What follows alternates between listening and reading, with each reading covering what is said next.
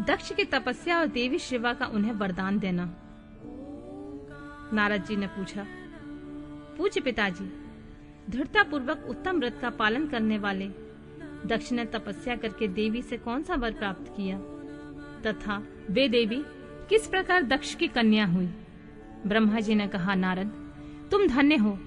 इन सभी मुनियों के साथ भक्ति पूर्वक इस प्रसंग को सुनो।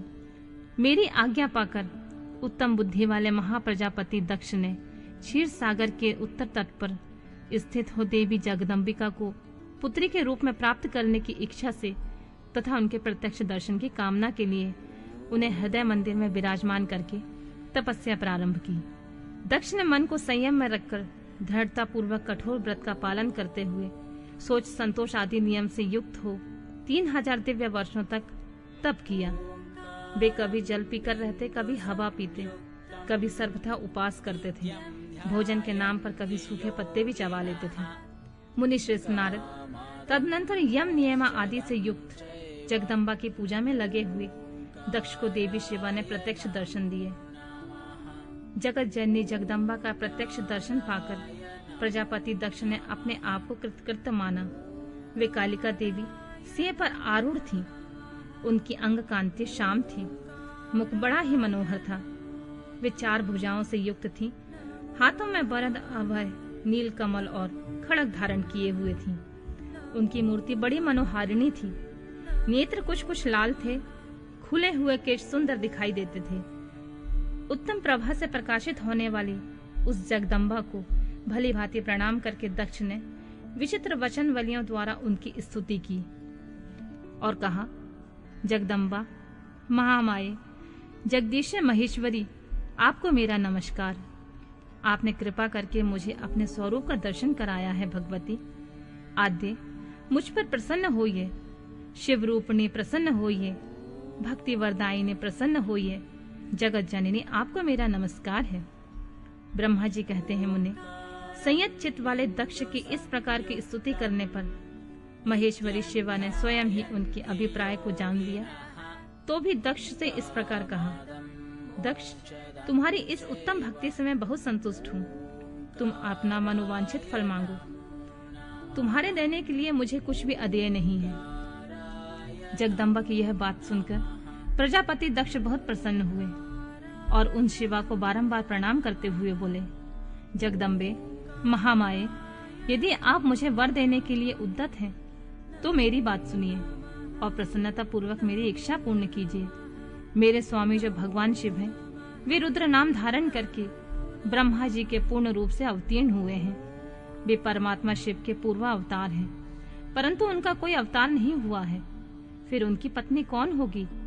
अतः शिवे, इस भूतल पर अवतीर्ण होकर उन महेश्वर को अपने रूप लावण्य से मोहित कीजिए। देवी, आपके सिवा कोई भी दूसरी स्त्री रुद्रदेव को कभी मोहित नहीं कर सकती। इसलिए आप मेरी पुत्री होकर इस समय महादेव की पत्नी होइए। इस प्रकार सुंदर लीला करके आप हर मोहिनी भगवान शिव को मोहित करने वाली बनिए। देवी, यही मेरे लिए वर है।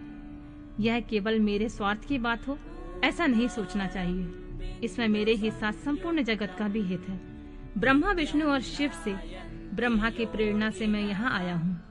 प्रजापति दक्ष का यह वचन सुनकर जगदम्बिका शिवा हंस पड़ी और मन ही मन भगवान शिव का स्मरण करके यूं बोली, तात, प्रजापति दक्ष, मेरी उत्तम बात सुनो।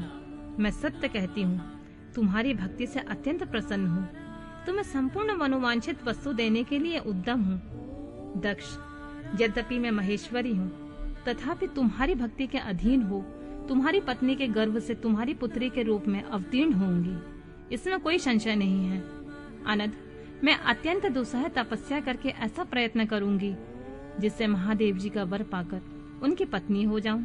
इसके सिवा और किसी उपाय से कार्य सिद्ध नहीं हो सकता, क्योंकि वे भगवान सदाशिव सर्वथा निर्विकार हैं, ब्रह्मा और विष्णु के सेव्य हैं तथा नित्य परिपूर्ण ही हैं। मैं सदा उनकी दासी और प्रिया हूँ। प्रत्येक जन्म में नाना रूपी धारी शंभु ही मेरे स्वामी होते हैं। भगवान सदाशिव अपने दिए हुए वर के प्रभाव से ब्रह्मा जी की भृकुटी के रुद्र रूप से अवतीर्ण हुए हैं। मैं भी उनके वर से उनकी आज्ञा के अनुसार यहाँ अवतार लूंगी। तात, अब तुम अपने घर को जाओ। इस कार्य में जो मेरी दूती अथवा सहायिका होगी उसे मैंने जान लिया है।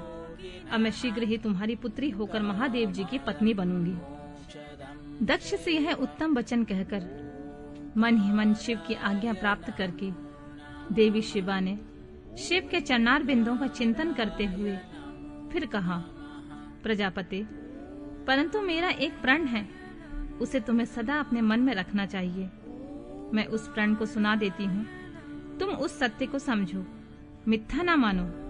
यदि कभी मेरे प्रति तुम्हारा आदर घट जाएगा तब उसी समय मैं अपने शरीर को त्याग दूंगी, अपने स्वरूप में लीन हो जाऊंगी अथवा दूसरा शरीर धारण कर लूंगी। मेरा यह सत्य कथन है। प्रजापति, प्रत्येक सर्ग या कल्प के लिए तुम्हें यह वर दे दिया है। प्रत्येक सर्ग या कल्प के लिए तुम्हें यह वर दे दिया गया। मैं तुम्हारी पुत्री होकर भगवान शिव की पत्नी होंगी। मुख्यतः प्रजापति दक्ष से ऐसा कहकर महेश्वरी शिवा उन्हें देखते ही देखते वहां से अंतर ध्यान हो गईं। दुर्गा जी के अंतर ध्यान होने पर दक्ष भी अपने आश्रम को लौट गए और यह सोचकर प्रसन्न रहने लगे कि देवी शिवा मेरी पुत्री होने वाली है।